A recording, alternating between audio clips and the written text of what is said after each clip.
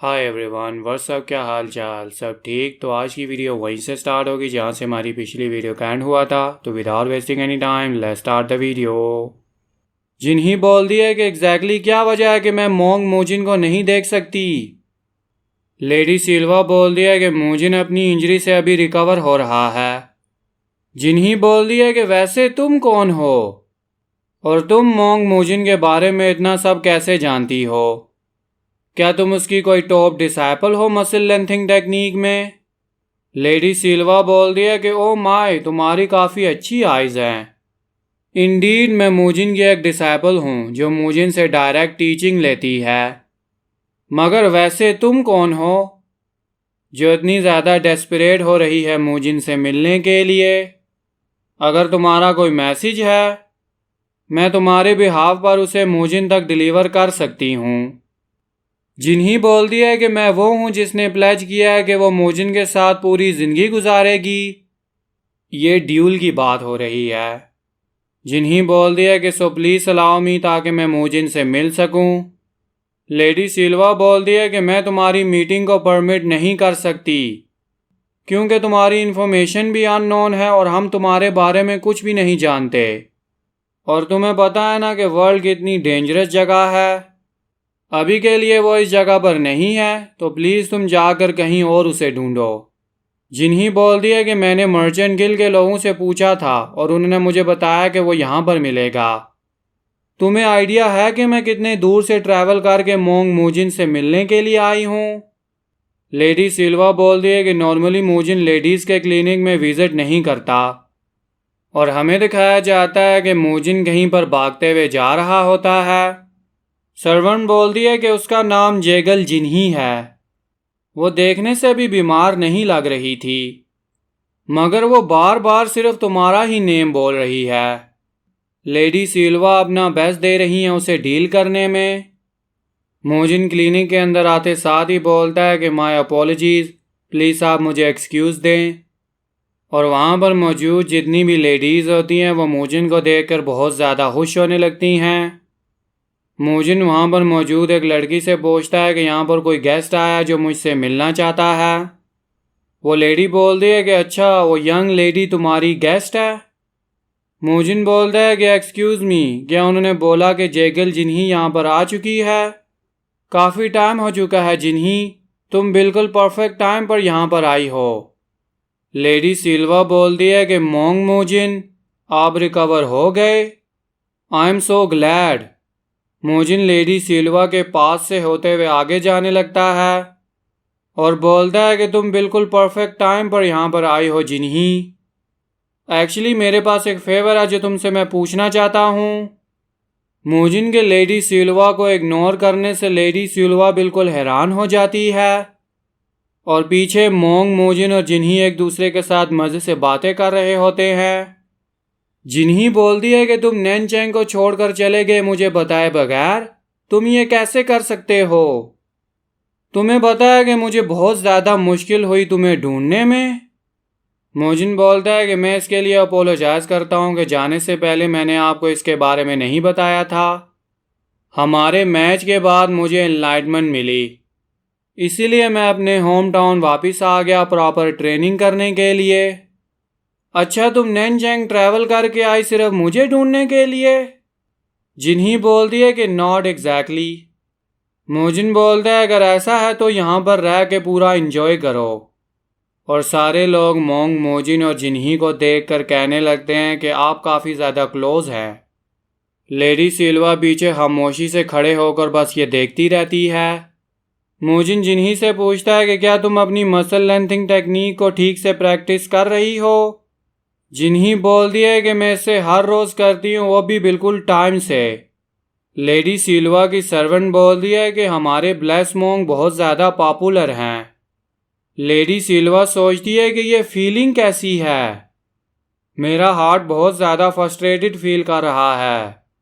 जिन्ही बोल दिया कि तो अच्छा, तुम्हारे पास बहुत ज़्यादा इंटरनल एनर्जी है, मगर फिर भी तुम एनर्जी डिस्चार्ज के लेवल को रीच नहीं कर पा रहे हो क्योंकि तुम्हें इसका मेथड नहीं पता। मोजिन बोलता है कि एग्जैक्टली। जिन्ही मोजिन को देखकर बोल दिया कि व्हाट इन द वर्ल्ड, तुम्हें देखकर लगता है कि तुम काफ़ी हार्ड सिचुएशन से गुजरे हो। नैनचेंग के उस इवेंट से काफ़ी ज़्यादा टाइम गुजर चुका है, मगर फिर भी तुम बहुत ज़्यादा जल्दी स्ट्रांग हो रहे हो। चलो अब तुम्हारा और टाइम वेस्ट नहीं करते और इसे स्टार्ट करते हैं। बाकी चीज़ों के बारे में हम बाद में बात करेंगे। मोजिन बोलता है कि ठीक है, अब हम इसे स्टार्ट करते हैं। जिन्ही बोल दिया है कि फर्स्ट ऑफ ऑल तुम्हारे पास वो सब कुछ है जिससे तुम फंडामेंटल स्टेज को रीच कर सकते हो।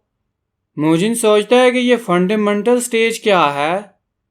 जिन्ही बोल दिया है कि अगर तुम्हें नेक्स्ट लेवल तक जाना है तो तुम्हारे पास एक बहुत ज़्यादा इंटरनल एनर्जी होनी चाहिए और एक अच्छा वेसल जो इसे सपोर्ट करता हो, और ये दोनों चीज़ें हैं जो तुम पोजेस करते हो। मोजिन सोचता है कि ये सब कुछ ग्रे रिजुविनेशन पिल की वजह से हो रहा है। जिन्ही बोल दिया है कि अभी के लिए तुम्हारे लिए बेस्ट होगा कि तुम एडवांस मार्शल आर्ट को सीखो।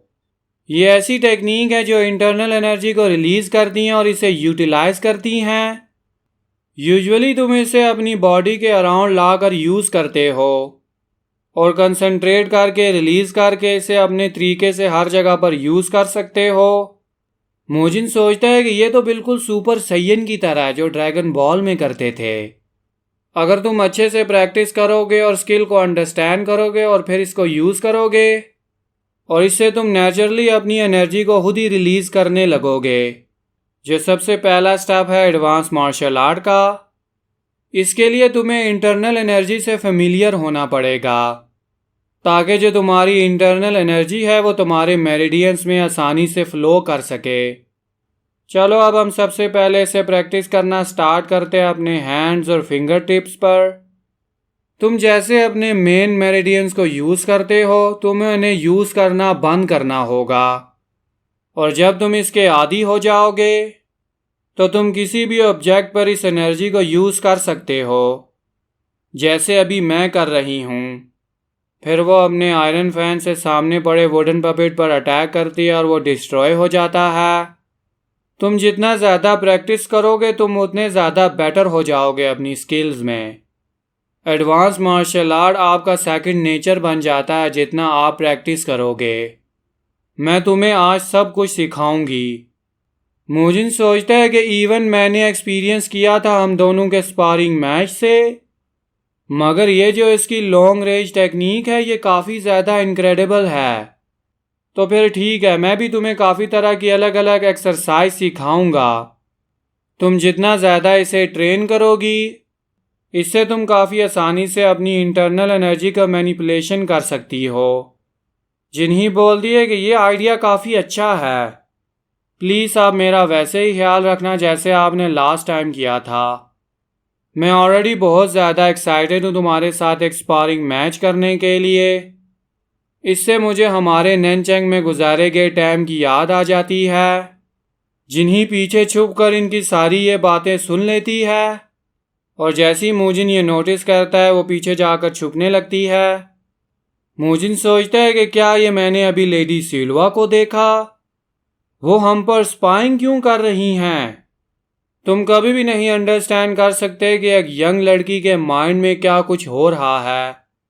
फिर अचानक मोजिन को कोई चीज़ याद आ जाती है। मिस जिन्ही, क्या मैं आपसे एक और फेवर के लिए कह सकता हूँ? जिन्ही बोल दिया कि यस, क्या है वो? मोजिन बोलता है कि कुछ टाइम से मैं एक चीज़ पर रिसर्च कर रहा हूँ और मुझे लगा कि ये चीज़ हमारी मदद कर सकती है। जिन्ही सोचती है कि ये किस तरह का फेवर मुझसे मांग रहा है। मोजिन बोलता है कि ये कॉम्बैट पर्पस के लिए नहीं है। फिर हमें रात का टाइम दिखाया जाता है। लेडी सिल्वा सारे वर्कर्स को बोल रही होती है कि तुम सब ने आज काफ़ी अच्छा काम किया, और सारे सर्वेंट भी लेडी सिल्वा को बोल रहे होते हैं कि आपने भी बहुत अच्छे से आज काम किया। मोजिन बोलता है कि आज का तुम्हारा डे ख़त्म हो गया। लेडी सिल्वा बोलती है कि आज का भी दिन बहुत ज़्यादा एग्जॉस्टिंग था। अचानक वो मोंग मोजिन को देखकर बिल्कुल हैरान हो जाती है।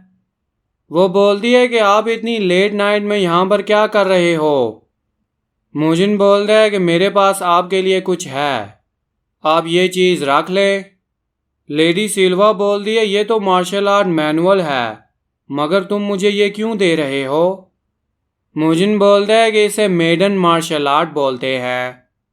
बोला जाता है कि ये बहुत ज़्यादा ग्रेट है स्किन को इम्प्रूव करने के लिए। ये कोई कम्बैट मार्शल आर्ट नहीं है। मैंने सोचा कि ये चीज़ तुम्हारे लिए काफ़ी ज़्यादा अच्छी रहेगी। लेडी सिल्वा बोल दिया कि मगर आप मुझे ये क्यों दे रहे हैं? मुजिन बोलता है कि क्योंकि आप बहुत ज़्यादा हार्ड वर्क करती हैं। मैंने सोचा कि मैं आपको एक गिफ्ट दूं आपके हार्ड वर्क के लिए। मुजिन सोचता है कि मुझे लगता है कि ये बहुत ज़्यादा कंसर्न है जेगल जिन्ही की ब्यूटी को देखकर। लेडी सिल्वा, मैं आगे से भी आपकी मदद के लिए थैंक्स करता हूँ। मुजिन सोचता है कि आई एम ग्लैड कि मैंने लेडी सिल्वा के लिए आज कोई अच्छी चीज़ लाई। प्रॉपर रिवार्ड से आपको बहुत ज़्यादा मोटिवेशन मिलती है जिससे आप और ज़्यादा ट्रेनिंग करते हो। मैं काफ़ी टाइम से आपको कुछ बोलना चाहता था। इतनी लेट नाइट में ये चीज़ बोलना ठीक नहीं है, फिर भी आप पहले से बहुत ज़्यादा ब्यूटीफुल हो चुकी है। लेडी सिल्वा ये बात सुनकर बहुत ज़्यादा खुश होने लगती है। मुजिन बोलता है कि ठीक है, अब मैं यहाँ से जाता हूँ, आपसे कल मिलेंगे। लेडी सिल्वा सोचती है कि ये फीलिंग क्या है। मेरा हार्ट तो बहुत ज़्यादा तेज़ बीट कर रहा है। मुझे बहुत ज़्यादा एम्बैरस फील हो रहा है, मगर मुझे ये चीज़ बुरी भी नहीं लग रही। मोंग मुजिन को पहले देखने पर मुझे कभी भी ऐसा फील नहीं हुआ। एक्चुअली पहले कभी ऐसा हुआ था, मगर मैंने ये रियलाइज़ नहीं किया। जब भी वो मेरे पास होता है मुझे सेफ और इजी फील होता है, मगर जब मैंने उसे दूसरी वुमन के साथ देखा तो मुझे मिजरेबल फील हुआ। जो रीज़न था जिसकी वजह से मैं वेट कर रही थी, अपने आप को और ज़्यादा खूबसूरत बना रही थी और मोंग मुजिन का इंतज़ार कर रही थी। आई सी, मुझे अब पता चल गया, मैं मोंग मुजिन को लाइक करती हूँ। मुजिन बोलता है कि मेडन आर्ट, अगर मैं इसके बारे में सोचूं तो ये ऐसी टेक्निक है जो तुम्हारी स्किन को ताकत देती है एनर्जी को यूटिलाइज करने से। मे बी ये मेरे लिए गुड कॉम्बिनेशन होगा, वो भी आयरन गार्ड के साथ, जो एक्सटर्नल एनर्जी को अब्जॉर्ब करता है। मुझे इसे और भी ज़्यादा रिसर्च करना चाहिए। इसी के साथ मुजिन का अब यह न्यू रूटीन बन गया उसके रियलाइज़ किए बगैर। क्लिनिक का काम ख़त्म करने के बाद वो जिन्ही के साथ एडवांस मार्शल आर्ट को ट्रेन करने लगा ताकि वो फंडामेंटल स्टेज को रीच कर सके। ट्रेनिंग के बाद वो मेडन मार्शल आर्ट को लेडी सिल्वा के साथ स्टडी भी करता रहा, और ये मार्शल आर्ट फोकस करता है ब्यूटी को इम्प्रूव करने में।